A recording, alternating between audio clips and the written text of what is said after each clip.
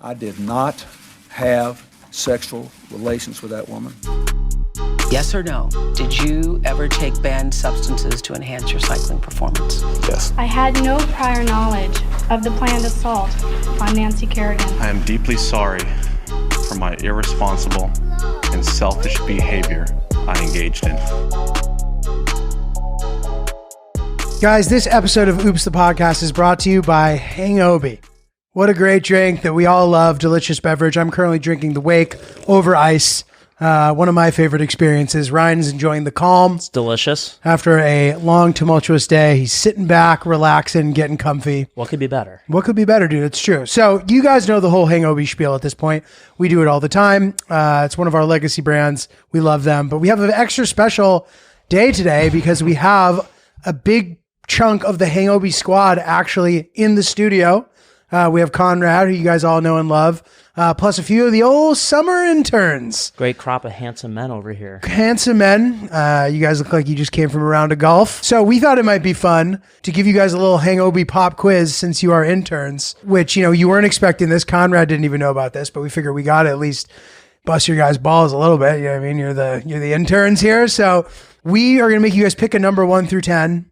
Whoever gets, I guess, the closest, we'll have to figure out the specifics of the ruling here. Mm-hmm. We'll have to come on the show and tell us about why Hangobi is the best drink in the world. We have the number written, so we can't change it. Yep. It's written. It's written down. We're it's on the screen right now.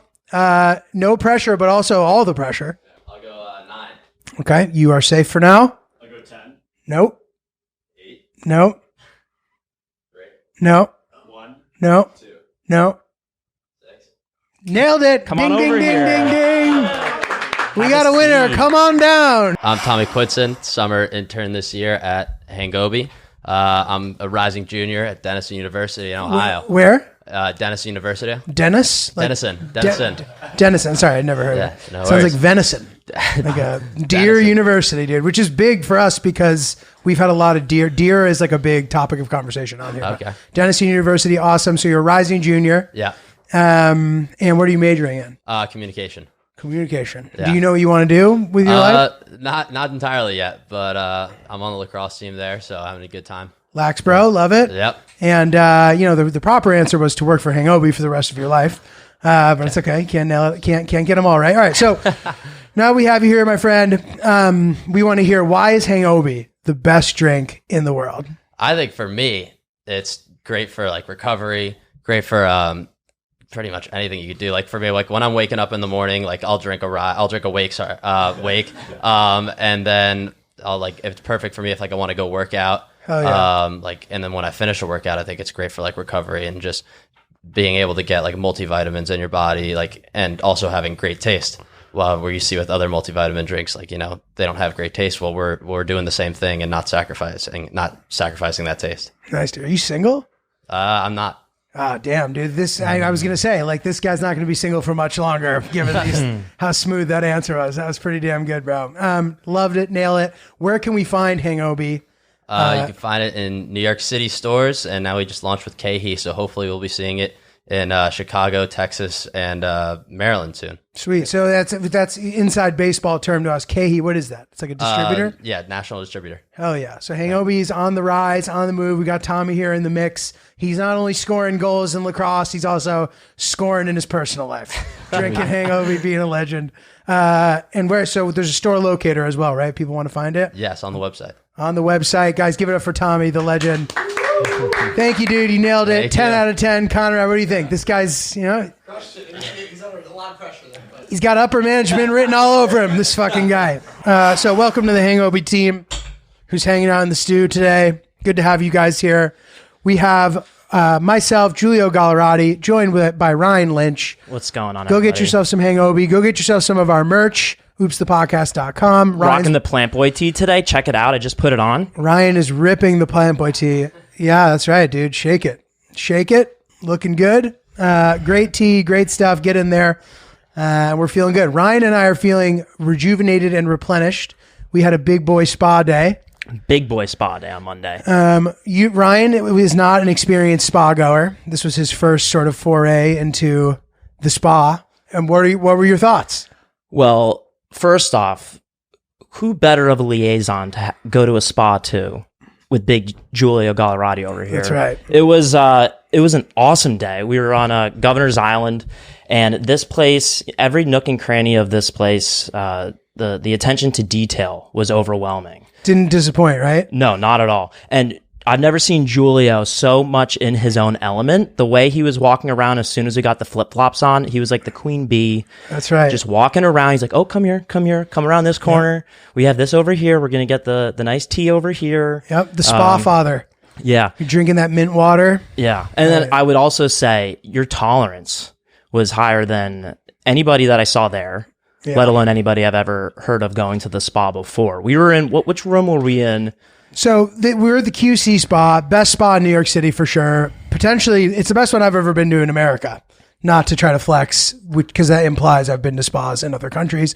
Obviously, that is the case. You all know that at this point about me. But this place is no joke. It really is great. And I set out and provided Ryan with the best possible experience. So we started off in the aquatic floor, which has, a couple different steam rooms, a great sauna, and it's like a themed sauna. The reason why I really like this place too, I've said this before, a giant spa that maintains a high level aroma is the peak spa experience.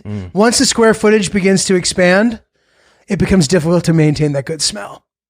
This was not the case at the QC spa. It smells good. And by the way, guys, this is not an ad, I swear to God. This is actually not an ad. We are big spa goers on this pod. So anyway, we go downstairs, we hit the sauna. I suspected that I would outlast Ryan. So I wanted to let him know that there was no pressure. If he felt he needed to tap out, it's okay. Go out and I'll meet you. No big deal. Flipped the hourglass, which is also a really nice spa perk when they have that sort of natural timer. So you don't need to look at the clock. It feels like a really peaceful experience. And this one's fun too because it's themed. You hear thunderstorms and rain and birds. So you're sitting there and it's and you're and you're and like pouring rain. It's like really peaceful and really nice. But yeah, I did like my first sauna. I always try to do 25 minutes. Yeah. I've heard it's good for the cells. I don't know if there's any sort of science behind that, but I've heard it. It's a feeling. I believe it. There was one particular, we went in later on, maybe it was the third or fourth area that we went to where it was a wooden sauna. What was that one called? That I forget which one it was, but it sort of had like some sort of Moroccan themed something. Yeah. So we're in there. It's getting hot, and I feel like I have a pretty good tolerance for the heat. I know Giulio's a pro, but we're in there for what felt like 20 minutes. And then, I'm going off Giulio's lead. Giulio is my tour guide to this world that I've never stepped foot in. And, I was kind of going at his pace, but it was getting so hot in there that I started to, I didn't want to be a Debbie Downer and be like, hey, Giulio, like, I'm all set. Can we leave?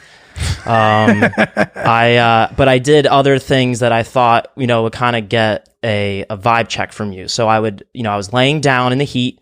It became too overwhelming. I sat up and I kind of started just like rubbing my legs, and I was hoping Giulio would see that. And then I started going like, yeah, dude. And like looking at Giulio and looking at the door. And then later on, at some point you said to me like, I'm thinking we're going to be in here for like, 10 more minutes or so. And then I was like, okay, that's fine. And then after like 10 seconds, I was like, I'm tapping out. Yeah, I just couldn't do it.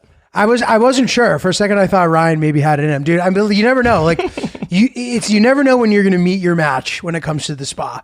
I went to this country club in outside of Detroit with a friend where nobody's ever using the facilities. So the spa was all ours to use. And they're like, just so you know, this steam is pretty hot, just so you know. And I'm like, oh, dude, it's fine. And I tapped out like really fast. And these other guys lasted way longer than me. So listen, big fish in a small pond. And then all of a sudden you play with the big dogs. You never know. So I don't judge you for tapping out. I didn't feel judgment. But you're a great tour guide like that. I'm glad you liked it, dude. Well, also, so we enjoyed a couple of the fun little nuances of the place. First of all, there's treats around every corner. We're drinking apple cider. We're drinking mint water. We're drinking hot tea. We're drinking coffee. We're eating snacks. We're eating delicious food. And there's this little pool that if you submerge yourself underwater, you actually hear music underwater. Yeah. Which is fascinating. I don't even know how they do that. Ryan took to that to the point where he was underwater for so long, I thought he was going to drown. I know. They're playing classical music underneath the water.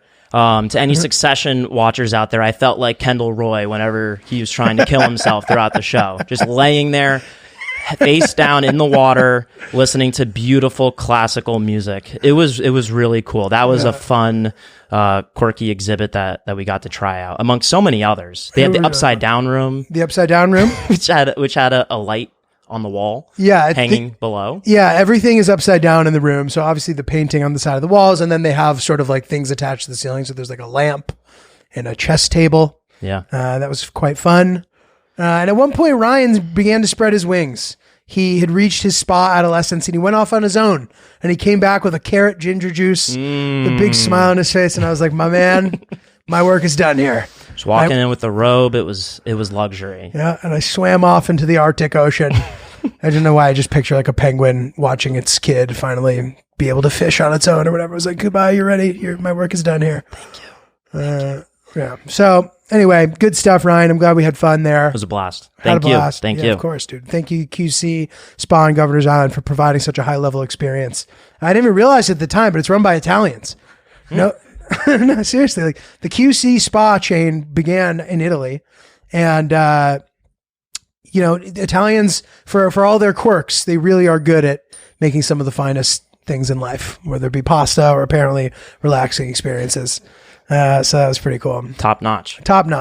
Anyway, guys, if you want to see me on the road, I've been getting a lot of requests from different spots. One thing that's been working pretty well, if you just hit up the venue you want to see me at, a lot of the time that kind of gets the ball rolling. I sort of am beholden to the abilities of my team and stuff. So sometimes it can take a little bit for things to get cracking.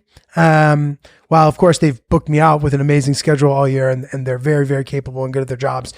Sometimes specific cities slip through the cracks here and there. So, if you hit up your local spot you want to see me at, sometimes that does help a little bit get the ball rolling. So this is sort of my road fatwa.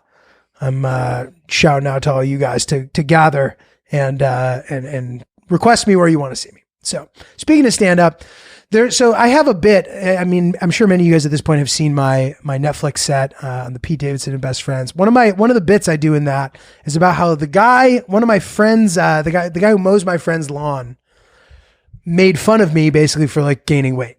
So it's a good bit. Yeah, so I did the bit, and quick refresher. Basically, he sees me, he goes, "Poppy, this guy barely speaks English. He doesn't really speak English at all."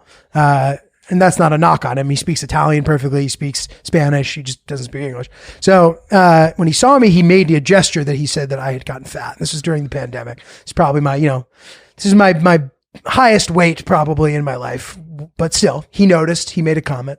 I was in denial. I'd been exercising. I'd been working out. You know what I mean? Apparently just not eating lean enough protein because I was really bulking up. And when I clarified, I said, "Oh, Poppy, I flexed." He goes, "No, Poppy," and started eating, made an eating gesture to show me that, in fact, he thought that I had gained a lot of weight. So as disappointing as that whole experience was, I was back up at my buddy's house and I saw the guy again. No. Now, mind you, I am probably 15 pounds less than I was during that time. I'm no Conrad, but I'm not in bad shape. I look pretty good, I think, overall. I'm happy with how I look. I go back and forth between like, oh, I should get in really good shape, and being like, I'm perfectly happy with the way that I look. I don't need to like start weighing my food and shit. I don't want to be that guy. 26 grams of fucking, you know what I mean? It's no fun, dude. Tommy over here didn't get a girlfriend by weighing his food. He was being fun. He was having a good time and being chill and, being active and doing all this stuff, but I don't want to take, anyway. So I'm in average shape. Okay. And I see the guy and he makes a comment. He goes, "Oh, Poppy." And then he started calling me Julian, like just to imply that Julian, you're not Giulio, you're Julian, the big guy. And I'm like, dude, what the fuck? So anyway, I tell, and my buddy laughs and he goes, he has no idea probably that like there's a bit based about him that is, millions of people presumably have seen. And I'm like, should I tell him? And he goes, well, no. He's like, he doesn't really speak English that well. Maybe it'll be weird. Like he won't know what you're talking about. And then also maybe I was like, well, maybe he won't like it that I'm talking about him on TV like this. But then I'm like, wait a second, dude, this guy insults me to my face every time I see him. He fully deserves it. Right. You should have shown him the video. You should have pulled up on your phone and Puppy. just walked up to him. Be like, look at this. He would have gone, puppy, me. And I would have gone, yeah. So I don't know. Still, I didn't say anything, but maybe someday I will. I don't fucking know, dude. To be honest, I'm afraid of seeing him because I'm like, I know that it's coming. When I see him, he's going to make some fucking comment about my appearance.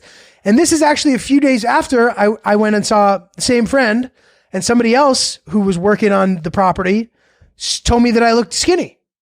And I was like, oh, thanks. So I don't know what the fuck this guy's talking about. I think he's just trying to get under my skin. No, you got to give it back to him. You got to find a way to get him to see that special. I got to get him to see it, right? Just next time you're there, when he makes that gesture towards you, just walk towards him, whip out your phone, and show him the bit. And even if he doesn't get it, you'll feel good at the end of the day knowing that you're able to shove it in his face.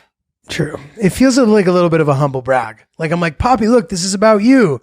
And I like this guy. He's a nice guy. But besides the fact that he fat shames me every time he sees me, which is not okay, but okay, whatever. Maybe he'll think I'm humble bragging. Because I'm like, look, this is about you. But in reality, I'm showing him me. I don't know. I wouldn't give him the benefit of the doubt at this point. He sounds like an enemy to me. And then he goes, oh, Poppy. He goes, 60. I'm 60. He looks good for 60. Okay, dude, we get it. You look good for 60. Mm-hmm. Congratulations. I don't know what to fucking tell you. Right? Like, big deal. Like, that's the equivalent of the guy who's like, oh, the doctor said I got the ticker of a 25-year-old. All right, dude. That guy's a turkey. That guy's a turkey. Don't be a turkey. I think then that is what we're settling on here. So, guys, we got an email on the Karen episode a couple weeks ago that we went over with her about the guy who didn't want to go to the bar because he didn't want to see his ex-girlfriend at the bar. They're from the same town, whatever. So we went through that whole scenario at the end of that episode, and we got DMs from both of them that they have now gotten back together because of that. Wow. Because of that conversation. Wow. And they said that they will be at my show in Detroit in September, hopefully together. But that's what we're doing here on Oops the Pod, dude. We're getting people back together, getting you out of your own way so you can live your best life. They probably figured some stuff out, and now they're back. That's all thanks to Oops. And I think that it all boils down to communication, right? Yeah. There are conversations that were left on the table that they were too uncomfortable to have, right? And we accidentally played couples therapist. We read this guy's email. And we said, avoid me. We went over it. We sort of didn't have a solution for him. We're like, listen, figure it out as you go, but don't change your lifestyle because you're afraid of seeing your ex, right? Mm-hmm. Which somehow turned into them getting back together. So look, it's important to communicate, right? Like if you have a thought, if you think, don't harbor resentment, don't be mad at people, don't feel a certain way and not do anything about it. You know what I mean? A lot of the time you can have conversations and figure it all out and everything's all good. Yeah. Right. Most cases, it's not as bad as it seems. Never as bad as it seems. Never. And you're never as mad as you think either. It can all be figured out. No big deal. Well, anyway, I want to thank everybody for coming to my shows in Austin. What a great weekend. What a great time. And it was so many little fun sprinkles included in there. So first of all, shout out to Tears and Treats, Austin, Texas. I have never seen better cookies made of a person's life memories. It felt like my life story in baked good form. There was a picture of me in Afghanistan standing in the Bandimir National Park on a cookie. It's a cookie.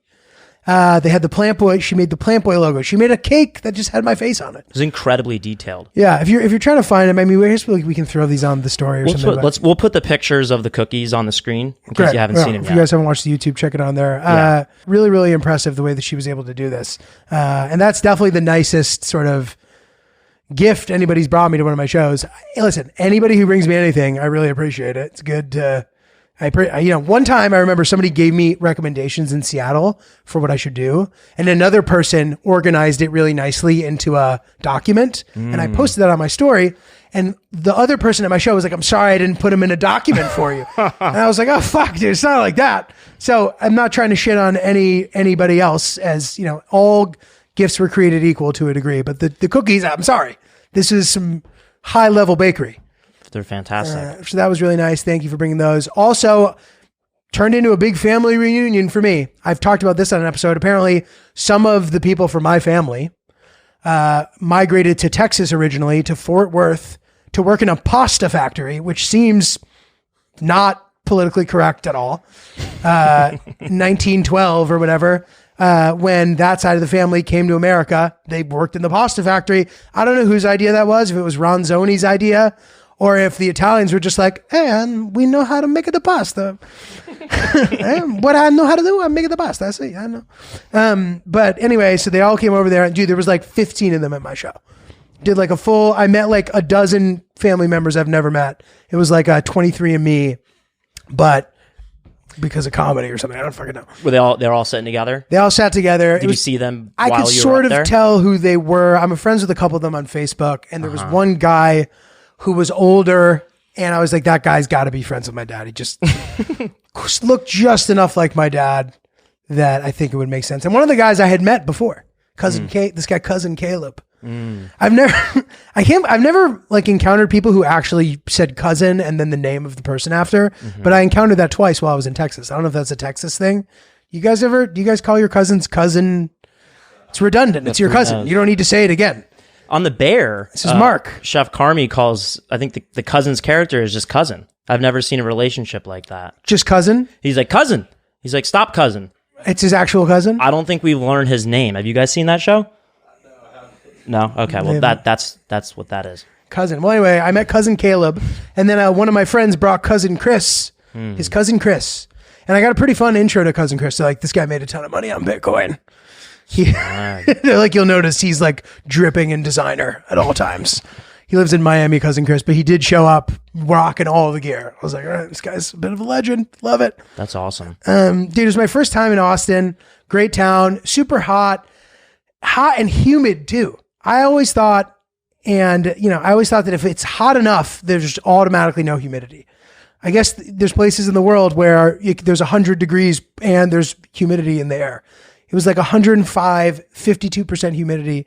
52 is typically in the normal range of humidity, but once you get that hot, that's a high level of humidity, I believe. So what was the it feels like? It feels like you walk out. Oh, I don't know. I didn't look at the it feels like. I thought you were asking me what it feels like, but I know what you meant now. Yeah. The it feels like. I should have looked at that. Must have felt like whatever. Hotter. Yeah. You walk outside, you're just immediately dripping in sweat. And then at night, it doesn't cool off the way that the desert does. The desert cools off typically, and it's like cool at night. Here, brutal, hot as balls at night. We went out to a bar, and this one guy came up to me after and asked for me for a picture, and I was like, sure. And he goes, can you do horns down in the picture? Which, thank God, I know just enough about college football to know that that is insulting to the University of Texas Austin football team to do the horn, because I guess hook 'em, you do like the horns up. If you do horns down, that's extremely insulting. Sort of like the college football version of like doing a gang sign and then doing that. And I'm like, dude, what the fuck? I'm like, I'm standing with people who are alumni of UT, and we're in Austin. You just want me to start doing that? That's so fucked up, dude. Like, that's a little bit of a dick move. And he was like, I went to Texas A&M, and I was like, all right, dude, congratulations. I'll take a picture. We're not doing the horns down thing for my safety. And also, come on, get it together. But then I told my friend later about that, and he told me that he was like, dude, A&M people, they have this thing, and I forget exactly what he said, but like they chug a beer and their class ring is in it. Have you guys heard about this? I don't know. He's like, yeah, he's like, it's really stupid. He's like, they all have class rings too. Like, what losers? I was like, dude, I don't relate to it. I just never got into college football, but I'd like to have a full on balls deep college football weekend. I've heard Athens, Georgia is the town to do it. I don't know if that's true or not. If you guys have any suggestions, I'm sure you're all going to tell me your team or whatever. I almost got to experience it in Ann Arbor, but then I got sick and it was snowing and shit. I wasn't going to go to the That's football Penn game. State, right? No, Michigan? Michigan. Yeah. The big house, dude. And I was excited to see the arena. I mean, it's one of the biggest arenas in the world, which I still don't fully understand why college football seats more people than pro football. I guess, do more people just like it? I've heard that it's the way that they've oriented the stadium, but why not orient it like that for pros as well to make more money? I guess they have like boxes and suites and shit they don't have in college. I don't really know. It sounds like you guys are leaving money on the table. Yeah. Somebody could be making more money here. Guys, fresh merch drop is upon us. oopsthepodcast.com. Shop through your favorite styles. Right now we have hats, t-shirts, all inspired mostly by stuff that happens on the show. Got the Oops Deli tee, which you'll notice some little sprinkles in there, a couple of references that you might recognize, as well as the Plant Boy tee in black and white, both fire, and the Big G tee, as well as the Oops OG logo.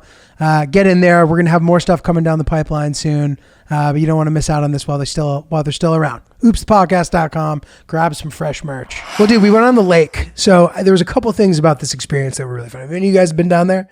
Austin, the Hang Hobie squad? Conrad, you spent a little time down there?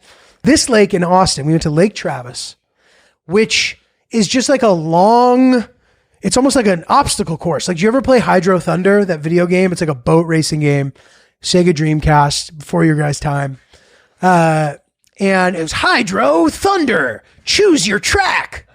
And then you pick it, Lake Powell, choose your boat. You choose a boat, and then you race in this boat on this course. So Lake Travis felt like that. It's like a winding, narrow, like course. It feels like you could race on it. You know what I mean? And dude, the amount of people just getting bombed on this lake, connecting their boats together. There's a boat you can rent that has a giant water slide attached to it. There's people making out. I was like, dude, if I were the mayor of Austin, Texas, I would not want to see this. I'd be like, this is a massive liability, dude. Like, we are going to be in big trouble. I don't know how they get away with that every weekend. And many people don't drown. Are there any rules or laws? Unclear, Are there dude. no wake zones? Yeah, you're supposed, but like the way that boating is typically, it's like, drive slow here, whatever, 5 miles an hour, whatever. I don't know, knots. I don't know if they do nautical terms or whatever, but boating to me, you know what I mean, has always been sort of fascinating. Boats, I don't understand how or why they're so expensive. Are they just that incredible of engineering wonders that they justify the high ticket price? I'll look at the shittiest boat I've ever seen in my life and they'll be like, yeah, that's like $70,000. I'm like, what? Like, literally just a piece of shit boat that like can barely fit 3 people on it. And they're like, oh, but it's, and they named the brand. I've never heard of it. I'm like, okay. And if you're on a boat, you'll notice there is a lot of like interesting engineering going on just from even like an experiential level. The amount of drawers, and the seat opens up, there's an anchor. Another seat opens up, there's a fucking life jacket. Right? Somehow there's 7 bedrooms downstairs. I don't understand. And, so to me, it just seems like the biggest fucking waste of money in the entire world. I'm sorry. Even though boating is sick, like I can't imagine ever making enough money to justify spending that much money on a boat. So any of my friends who take me out on boats, I really appreciate it because you're giving me something I would not be able to procure for myself because I don't know that I'll ever make enough money to be a seafaring man. Also, dude, 100 degrees. I was petrified of getting sunburned. I need to like figure out the proper way to get tan without, you know what I mean? I've never like laid down and gotten sun. Hill Dog tells me that it's a wonderful activity that I should learn to embrace. I've never done it. So she's like, you can get tan, you just don't try. I'm like, I didn't know that people who get tan tried. Don't you just get tan from being out there? It's very calculated, the people that are tanning. I don't think that just by standing outside, you're going to get a solid or an even tan. Yeah, dude. So I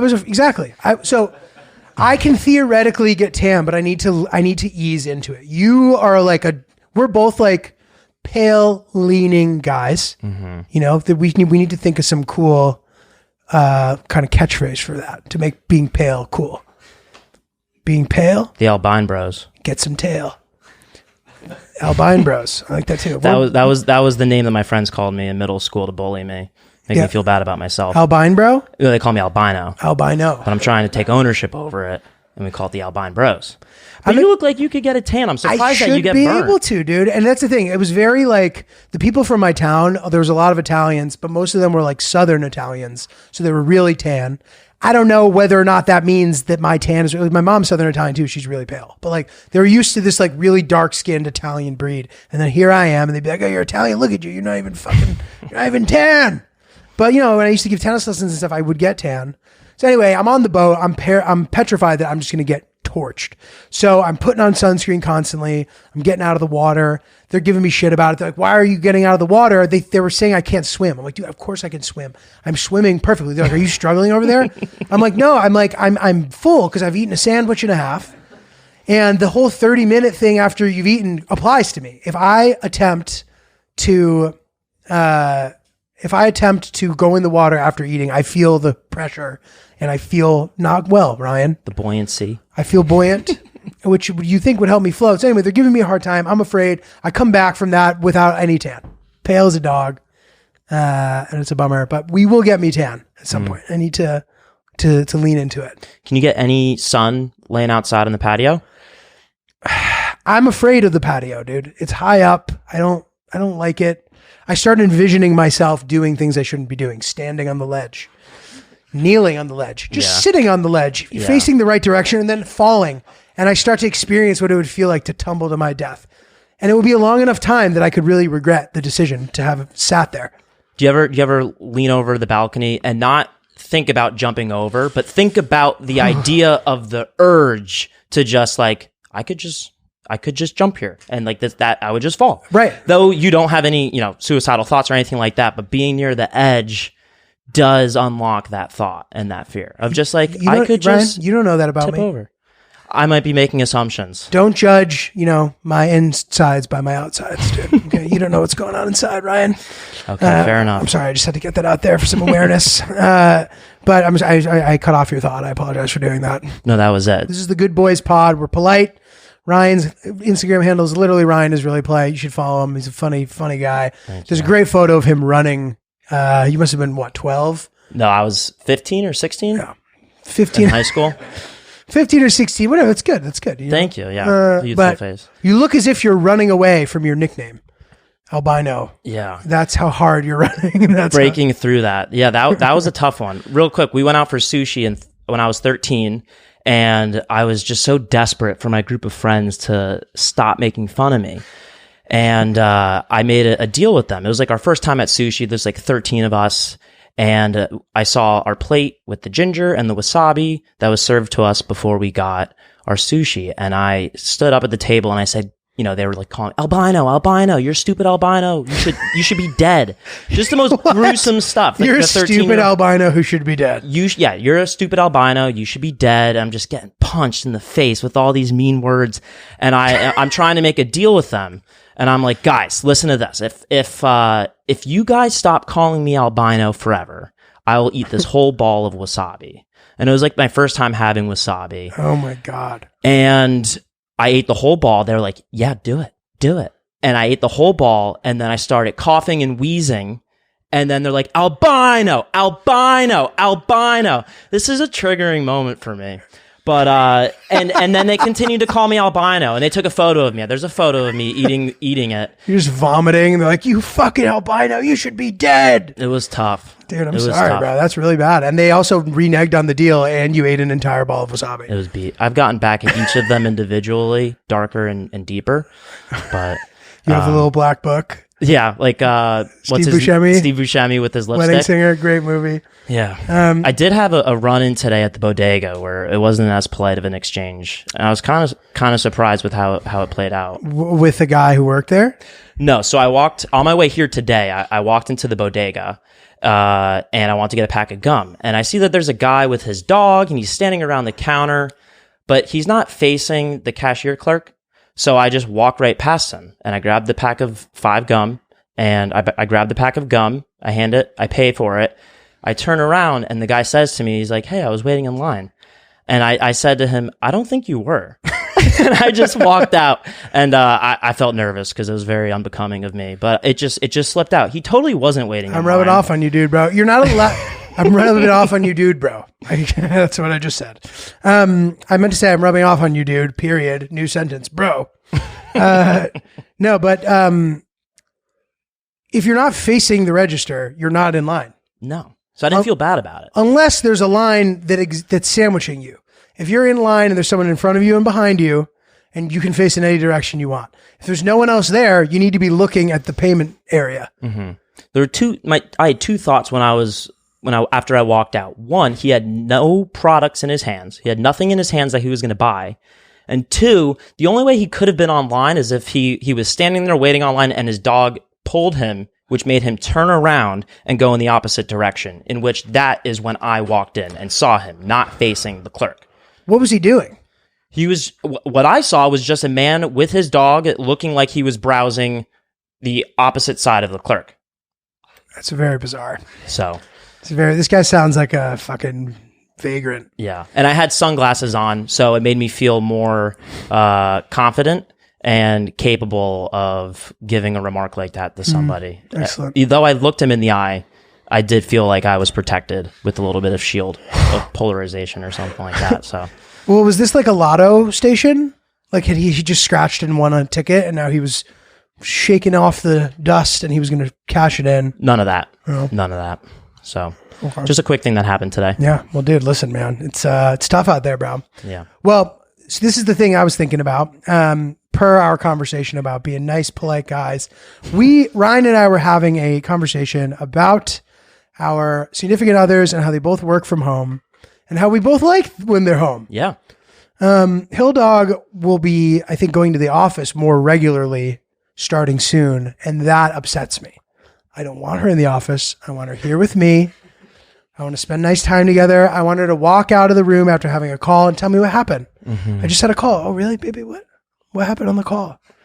And then maybe we have a nice hug, right? Yeah. A nice 11:15 a.m. hug is great. Nice big hug. And then we talk about what we're going to do later and some fun ideas happen. And I think of a great idea. I run it by her. If I'm here all alone, dude, it's going to be rough. It gets really quiet. I told her about your guys' scheduling system. I think it was pretty nice. Where Ryan and his girlfriend do, if you don't mind sharing. Yeah, so Victoria and I, we both work from home. Our apartment is pretty tiny, and we have one desk. So typically, we originally kind of just like, hey, can I have the desk today? Yes. Can I have the desk today? Yes. And we would switch off depending on how busy we were. And it got to the point where, she's on Zoom with a lot of calls, and I'd find myself getting caught in certain parts of the apartment while a call starts for her that I wasn't aware of, in which I cannot pass her anymore.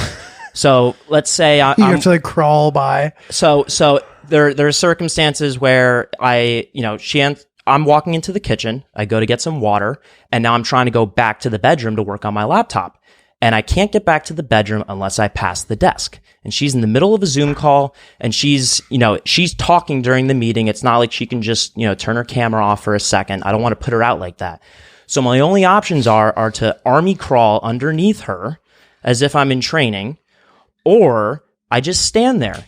And, there was a time a couple months ago where, I'm stuck there for a half hour. I know she's on this half-hour call.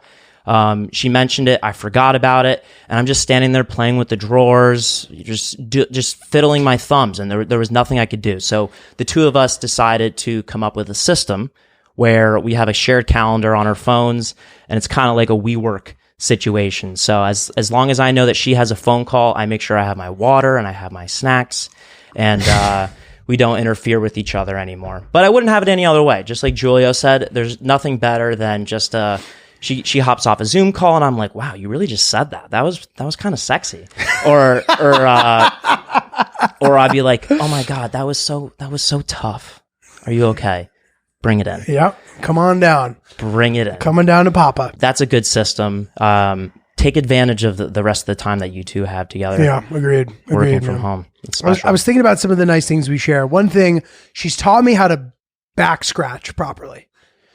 So if I'm going to give her a back scratch, so if I need her to be, by the way, fully laying flat on her stomach, if she's laying on her side, I don't like the way that her shoulder blade juts out. I don't like having a clean, flat canvas so I can dynamically scratch. So she has said that she likes a soft scratch more so than a hard one, and a long stroke as opposed to going quickly. So I've become the sort of like, I'm really getting good at it, dude. I'm sitting there and I'm stroking her, and I'm stroking her. So it's nice, right? So I never realized how nice back scratches felt. So one day she's like, "Have you ever had a back scratch? Like, would you like one?" And I was like, "Well, like I'm sure I've had one at some point." And yeah, and the thing that's crazy about getting your back scratched is that once you feel it, suddenly you have new itches, and you're constantly chasing the dragon along your back. Ooh, up, left, right. Ooh, right there. Oh yeah. The problem is that I make noise like that while I'm getting my back scratched, and I can't control it. I go, oh yeah. That as you she should. goes, "Are you serious?" She just started dying laughing. I go, oh, fuck, baby. I don't know. Well, what does she do when you scratch her back? Is she just like a robot and doesn't She, say no, anything? she enjoys it, but she doesn't feel the need to make any sort of audible reaction the way that I do. You should be allowed. You should be able I'm to do allowed that. to do that? Don't feel bad about it. I don't feel bad about it. I just feel self-conscious. And the other night we actually tried. No, we tried. We actually tried to see if I could do it without making noise, and I couldn't do it. I'm not, guys. I'm not even joking. I literally cannot do it. So I don't know. I guess we got to work on that. You gonna get the cadence up on doing more of those now? Maybe they're pretty good, but I get really into curating hers perfectly. I take her to the back of her shirt and I place each corner over the top of her shoulders, so there's a perfectly even flat area. I then go around, and then the ridge of the shoulder blade, I do the 2 fingers down. I walk down. She gets the treatment, dude. I take care of her. I take care of my girl, bro. That's great. So, dude, I went to get the final second half of my deep gum cleaning yesterday. Gentlemen, if I have any sort of advice for you, go to the dentist regularly. From when I was 18 to 28, didn't go at all. Didn't go one time. Yeah. Cowboy shit. And then I finally went because I started to get paranoid, and I had no cavities and I thought I was the man. Then didn't go for 3 more years, went back, had 3 cavities. And now I have cavities in places that are really annoying. Like they're solid, but they're like deep. So anything that goes near there is so brutally painful. So I go to this dentist now. I found a new dentist. He's great. My old dentist was not that good. And this guy's, he's a Persian guy, and he's like super Persian. He has like an accent, and the Persian accent to me is so like distinct. It's like, and it's great. I love the way it sounds. I can't do it, and it bothers me that I can't do it because it's so, if I hear it, I know. You know what I mean? I don't know what Farsi is, but I know just by the way they're saying it that that's what it is. Because that sound, it's like, I find it soothing. And also I find Persian people to be very intelligent. So I feel good about having a Persian person as my professional in a scenario. You know what I mean? If I was buying a car from them, I don't know. They might be able to outsmart you, dude. They're clever. They're clever, those people. Not to make a blanket generalization about the show, but I think it's an overall positive one. So my dentist, my doctor, I want my lawyer. I want those people to, if they're Persian, I feel like I'm in good hands. So this guy, he was very serious, and he was like, and then he found out I was a comedian, and then suddenly it sort of like breaks open this whole new thing, which is kind of funny, but also unfortunate for being at the dentist, because he'll pause to tell me stuff and I feel the anesthesia wearing off while he's telling me shit. And then he's going back into the thing. So I got the bottom half done. I had to go back to get the top. That's where the cavities are. So I'm like panicking. And then he'd get in really deep and I'd be like, ah! And he'd be like, don't worry. He's like, what? This, you need something to talk about on stage. Oh. And he goes, tell them, you have a foreign dentist. You don't know if he even went to dental school. Like, Slapping the zingers on you. Like, dude, are you serious? Then he accidentally hooked me with the thing in my lip. And I went, he goes, you're fine. You're going to be fine. I'm like, dude, Jesus Christ, you're really giving it to me here. Can you describe what the pain feels like of getting a cavity filled? So the pain of the cavity situation isn't necessarily bad, but this wasn't even that. This is just getting my gums cleaned. When he was deep in there. So, okay, so it's like that deep root nerve pain. Like the stabbing doesn't even bother me. He did the topical. It didn't do shit. Then they shot me up with the needle. Needle doesn't bother me. The stabbing doesn't bother me. The bleeding doesn't bother me. It's that like deep root nerve pain that bothers me. Is it like biting into ice cream? Have you heard that analogy? Yes, sort of, but like 10 times worse. Yeah. And dude, it makes me not understand how people can survive torture without just immediately giving everybody up. Like the fact that they last for 5 days when they didn't do it and they're trying to force a confession. I would say I did it immediately. I would sell out my entire family not to have to go to the dentist, dude. The fact that people are surviving, having their toenails ripped off and their teeth pulled out and drilling, dude, like I don't understand how anybody's surviving that. These must be the most determined people in the world who are surviving these interrogations. And then the dentist goes, okay, you're all set. He goes, just make sure, comb your hair before you go on stage. Oh, dude, he's silly. This guy's fucking got it. He's a silly guy. He's a silly guy. He's a nice guy, but he gives me a discount. That's he goes, great. for him, give it to him. I'm like, dude, this is what we like here, man. That's This is fantastic. what we like. We like the discount situation. I went golfing with my girlfriend's father in a group at their country club. So I don't understand this. You go golfing at your country club, they pair you with people sometimes. Yeah. So you want to go golfing at 10 a.m. on Saturday. They're like, all right, the guy, I never had to deal with that. When I played golf when I was a kid, I would go to this place in Moodus. It's called Banner Lodge. Honestly, I thought it was quite a nice course. Apparently it's not that nice, whatever. You would never have to go talk to a guy before you teed off. What's that guy called? Starter. The starter. There's no starter. There's nothing. There's nobody. If you want to kill someone and put them in the bunker, no one would ever find them at this course. And it was very bizarre. It was next to all of these like weird summer retreats that were like modest. They had a lot of like random. It was very weird. So anyway, so I'm not used to this whole culture. So we went golfing 18 holes with random guys. So like he was really good friends with one of the guys. Then there's me. And then there was this other guy who's a member of the club. So they know each other, but they're not, I don't know if they were like boys, you know what I mean? Yeah. I can think of nothing that gives me more anxiety than having to spend 5 hours with a guy I barely know. What do you do? What do you say? Thanks for bringing this up.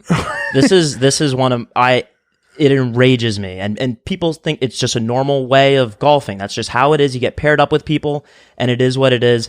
I like you. I cannot perform when I'm with a stranger if they're giving off a weird energy. You're not comfortable with each other. It's so much better if you were to just go out with Hillary's dad. So exactly, and just have some one-on-one golf time. I've never, and mind you, theoretically, now Hillary's dad and I are pals, but you know, this was a few years ago. We were friendly and great, but still, you're now spending 5 hours with your girlfriend's father. That brings its own element of stress, plus the rest of it. So apparently, dude, one of the guys who was in our group ratted me out for not having my shirt tucked in. I didn't even know I was supposed to have my shirt tucked in. I don't know. I've never belonged to a country club. I never did any of this stuff. So to me, this is all new. And the fact that this guy ratted me out is just crazy to me. Who did he tell? The club? I'm not sure. And I'm not sure if it was like you get a demerit. He should have said something to you. He should have just said, hey, tuck your shirt in. Yeah. But he just felt like a piker doing that, dude. It's a piker move to say, hey, tuck your shirt in. He knew that. But I think it's even more piker to go behind someone's back. Oh, yeah. Tattle. It's soft as fuck, dude. That This guy guy's sucks. this guy's my op, dude. That's terrible. I'm sorry that happened. Yeah, thanks, dude. I appreciate it. But yeah, I can think of nothing more stressful than spending a bunch of time with people that I don't really know. Now, I guess the idea at a country club is they've curated this group of people who are all similar, and therefore we're all going to get along. There'll be no crime, no people weighing down the group. We'll all be harmonious, and we'll all follow the 700 rules and live perfectly together. It feels like that's a tough thing to accomplish. Yeah. When we start getting into all these rules with, and I'm not talking about this club, other times I've visited clubs, they'll be like, don't take your phone out. You're not supposed to text. You're not supposed to take pictures. You're not supposed to do this. You can't go in the main room without a tie on, but you can go to the outside place. But if you can't go inside without the tie, if you're going to play tennis, you need to wear white. Take your hat off. Take your hat off. That's a big one. Stop right there. Take it off. There. And the municipal courses too. You're getting paired up with Does that mean public? Just public courses. You're getting that's one of my biggest words. Municipal. A lot of syllables. Courses. I like to say that one. Municipal courses. It's even broader, the range of people that you could get paired up with. But have you seen the videos of like the guess who I got paired up with? On a public course? On a public course. And these people, their wind-ups, it takes 60 there seconds was for some guy them to who's just shank a ball into terrible. the woods. They're doing like a 360 and a backflip before they shank it. They're smashing their driver onto an oak tree. Yeah. Yeah. That's tough. Yeah, that is tough. So I guess that makes sense. Like the country club, theoretically, unless you're playing at Banner Lodge, shout out to Banner Lodge where there's nobody there. No one has ever played the course except for me. I'm just kidding. I don't know. Hopefully I don't want to shit on Banner Lodge. It's a beautiful course, to be honest. A course that's beautiful. That's the point of the course. I don't want to be able to see the whole course while I'm on the course. Like, oh, this course is sick. Then I can see hole 3, hole 5, hole 7. I can see the hot dog guy. Everybody's getting hammered. It's just a very bizarre thing. So anyway, Banner was beautiful, but on a public course, you can get slowed down because you're in. My dad famously got into that fight on the course with the guy when he was taking his time. And yeah, dude, I don't know. It's a little bit of a tough sell. I don't want to be out there with random people at Yeah, all. hate to see You it. hate to see it. I don't understand this culture of drinking heavily during the day.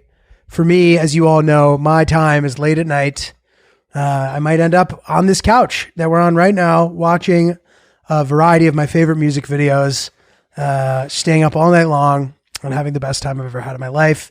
I'm considering figuring out a way to live stream that.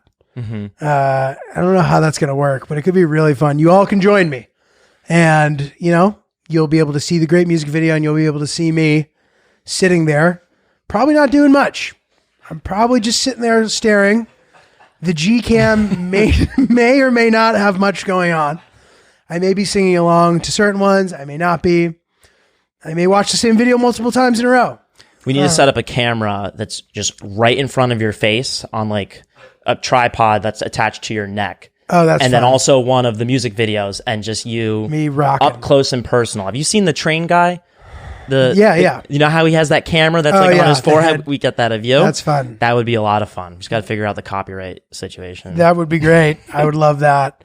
And yeah, that is also true. All right. So real quick, let's do so we want to try to figure that out. Hopefully that would be a nice thing. We That'd have be a question here from a listener, that we think we can help with. So you guys all know at this point, my famous move at a party is showing up with a fresh pizza.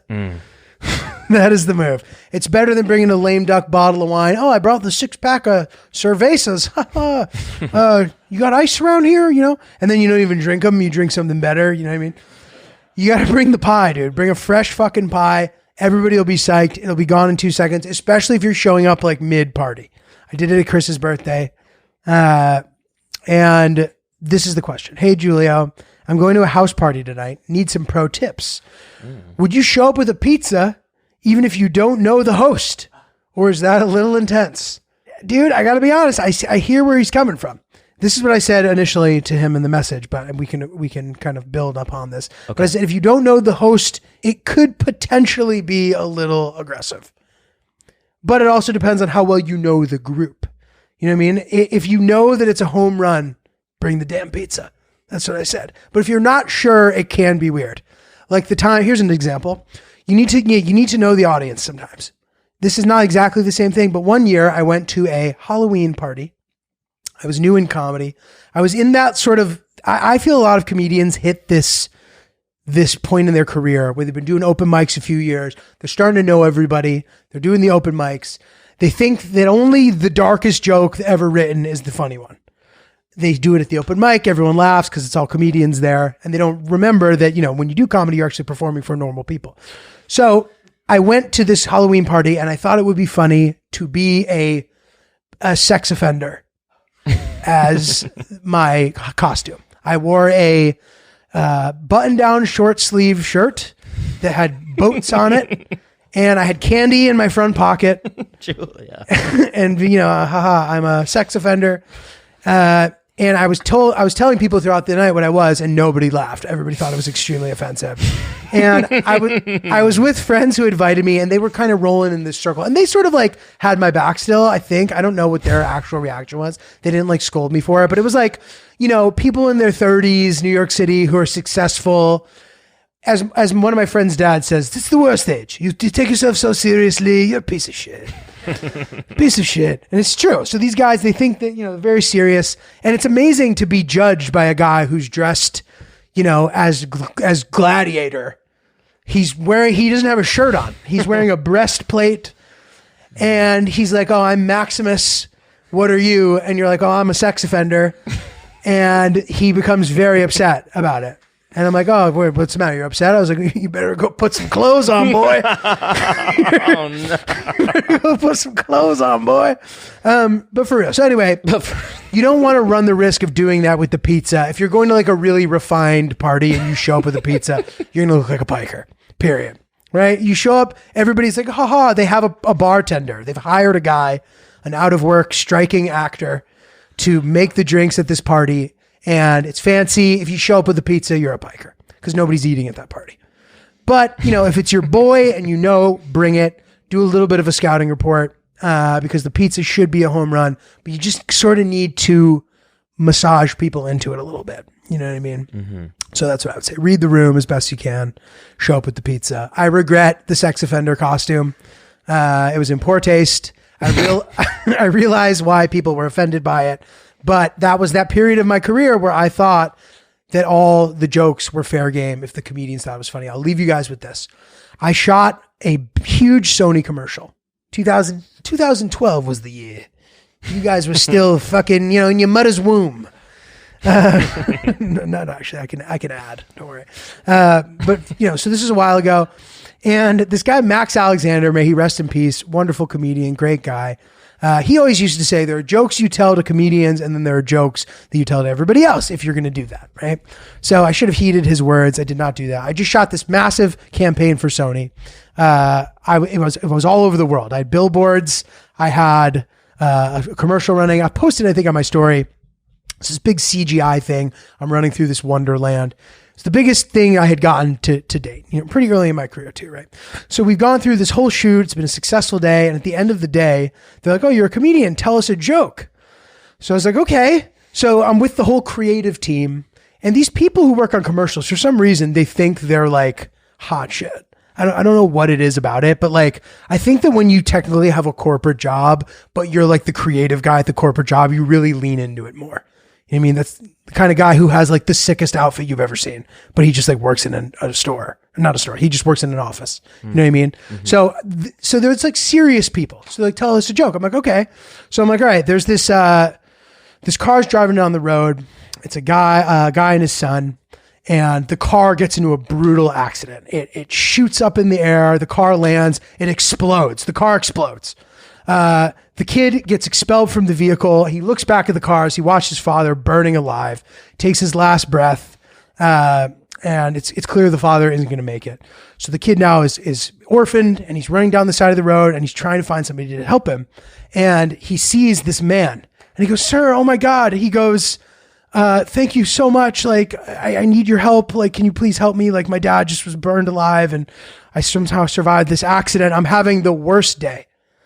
And the guy then unzips his pants and goes, "Well, your day ain't getting any better, kid." Oh, no.